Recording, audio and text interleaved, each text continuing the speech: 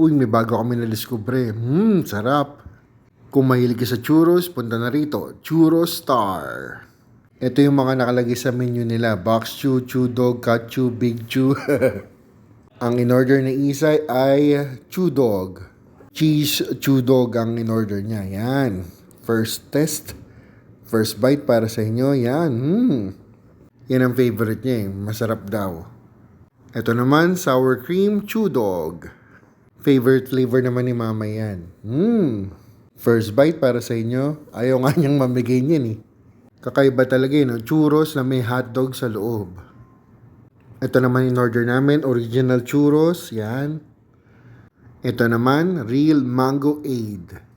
Kakaiba din yung drinks nila no? Ito naman, cookie kachu.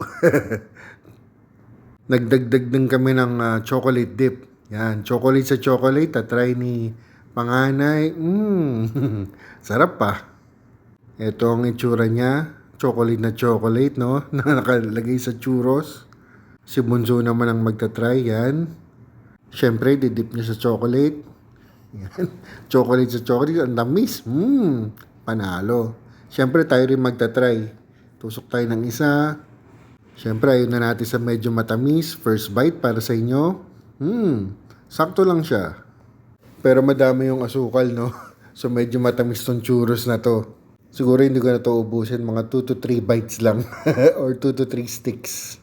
Patry din natin si wifey. Tingnan natin kung anong gusto niya. Yan. Masarap din daw. So, kung nag-crave kayo ng churros, panalo dito, Churros Star. Ang rating ko dito is 8 out of 10. Panalo din yung drinks na. So, see you on our next Eat and Run.